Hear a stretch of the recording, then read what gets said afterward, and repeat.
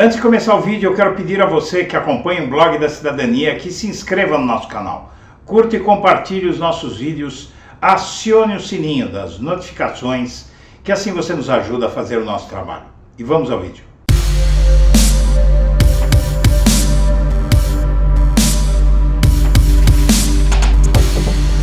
Bom dia, senhoras e senhores, hoje é 3 de setembro de 2023, são 8 horas da manhã. E Flávio Dino está botando para quebrar. Ele está apavorando a extrema-direita. De Marielle a Joias, o número de inquéritos abertos pela Polícia Federal a pedido do Ministério da Justiça bate recorde com Flávio Dino. O número de inquéritos abertos a pedido do Ministério da Justiça bate recorde com Dino, mas não é novidade que esse crescimento ocorreu apenas sob Dino. Com Bolsonaro, o Ministério da Justiça começou a impor vários processos e o Flávio Dino, inclusive, está superando esses processos determinados pelo Ministério da Justiça, porém, há uma diferença fundamental entre os processos que ele está levando a cabo e os que foram levados pelos antecessores Bolsonaro com seus ministros Moro, André Mendonça e Anderson Torres. Vamos ver aqui. O Dino ainda não havia completado um mês no cargo quando anunciou no fim de janeiro que havia determinado a PF que investigasse a possibilidade de Bolsonaro ter cometido o genocídio dos Yanomamis. Ali ele mostrou uma prática que se repetiria com frequência nos primeiros 7 meses deste ano. Dados obtidos mostram que a atual gestão do Ministério da Justiça e da Segurança Pública bateu recorde no número de pedidos de instauração de inquéritos à Polícia Federal, que é vinculada à pasta. Os números indicam que, desde a nomeação de Flávio Dino, o Ministério intensificou uma prática que tinha crescido com Bolsonaro e que era responsável pelos 3 recordes anteriores. Esse tipo de demanda era bastante comum antes de 2020, especialistas atribuem essa mudança à polarização política no país. Mas você vai ver, diferentemente do que diz essa matéria, que os inquéritos que Dino está propondo são muito diferentes dos que os ministros da Justiça bolsonaristas propunham. Vamos ver aqui, olha, investigação encomendada. Então, até 2016, nenhuma investigação tinha sido encomendada. Sob Temer, foram encomendadas 2 investigações pelo Ministério da Justiça e Polícia Federal. Em 2018, nenhuma. Em 2019, teve uma, com o Sérgio Moro, ministro da Justiça. Em 2020, passou para 40, de 1 para 40. Em 2021, de 40 para 58. Em 2022 caiu de 58 para 49 e com Flávio Dino foram a 78 os pedidos de investigação. Só que Dino mandou investigar o caso Marielle, que estava há 5 anos sem ação nenhuma. As joias de Bolsonaro, que não tem como mandar investigar. E apostas esportivas, essa não tem um viés político. Em maio, ele anunciou via redes sociais que havia determinado a instauração de inquérito para investigar indícios de manipulação dos resultados em apostas esportivas, então não dá para colocar, quer dizer, foi o Dino que pediu, mas não dá para colocar na esfera política. Já no governo Bolsonaro foi muito diferente. O Moro determinou a investigação contra Lula por dizer que o Bolsonaro era miliciano. O André Mendonça, que hoje é ministro do STF, mandou investigar os críticos do governo Bolsonaro, inclusive jornalistas e um sociólogo. E Anderson Torres ordenou a instalação de inquérito sobre os institutos de pesquisa. Quer dizer, a matéria do Globo já está errada em usar em dizer que o Flávio Dino agiu como os antecessores. Você veja a diferença das investigações.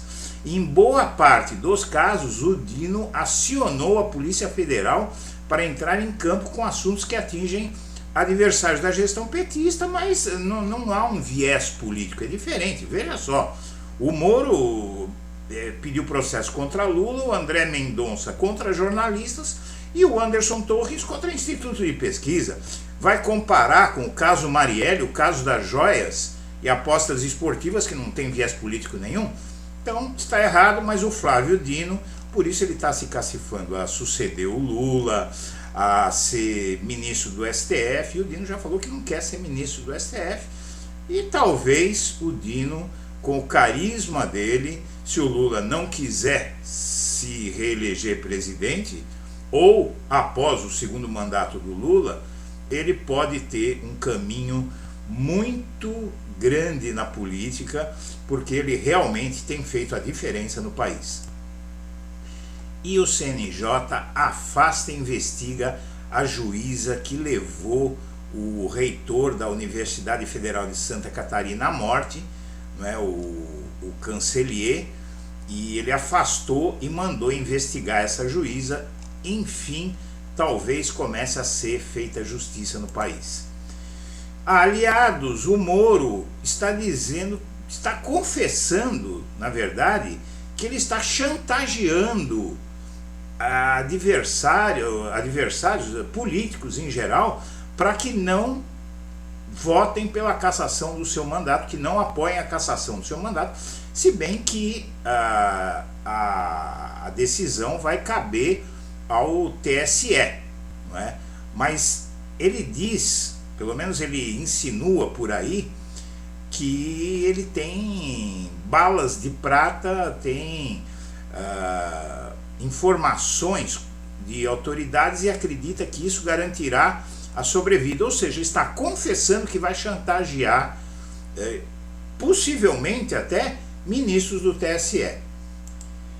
E a Michele Bolsonaro diz ser alvo de narrativas, mas não é só isso. Ontem ela disse que teve depressão e pensou em morrer, não é? Alguns vão dizer aí que era melhor que ela tivesse levado a cabo essa ideia. E o Mauro Cid partiu para cima do Bolsonaro. Ele decidiu cantar porque, vamos resumir a matéria para você, né, muito longa. Ele decidiu cantar porque realmente ele sabe, já percebeu que ele vai ser mais um abandonado, e a delação premiada dele vai sair, enfim. Antes haviam dito que ele apenas iria delatar sem fazer delação premiada. Agora ele vai delatar Bolsonaro e, em troca, ele quer ficar livre da cadeia. E vamos ver aí se ele consegue, não é? Porque tem muita coisa contra ele. Governistas reconhecem que não tem que votar mais nada na CPI, que a CPI já tem material suficiente para partir para cima do Bolsonaro, que é, no fim das contas, o principal alvo da CPMI, porque ele já existe provas de que foi o organizador do 8 de janeiro. E o Bolsonaro e o Trump estão usando a mesma estratégia para sobreviver politicamente. Tanto que eles postam mais do que os presidentes dos Estados Unidos e do Brasil. Enquanto o Bolsonaro tem 25 milhões de seguidores, o Lula tem 13, Donald Trump tem 23 milhões, o Joe Biden tem 17, o Bolsonaro ele faz cerca de 15 mil comentários médios, o Trump 9.600, o Biden 2.600 e o Lula 2.400. E o Bolsonaro tem nas redes sociais 322 mil curtidas, o Trump um número bem parecido, 316, e Biden e Lula também têm números parecidos, o Lula tem um pouco mais, mas nem chega perto da força que o Bolsonaro e o Trump têm nas redes. E irregularidades no Bolsa Família pulam de 1,7 milhão para 6,4 milhões sob Bolsonaro. E o governo Lula identificou um salto de 4,73 milhões de reais, 283% nas fraudes do Bolsa Família. O que estava acontecendo? Uma família aí de 4, 5 pessoas passava a se desmembrar. Cada membro da família dizia ter uma família e aí você pagava 4 Bolsas Família para a mesma família. É como exemplo isso.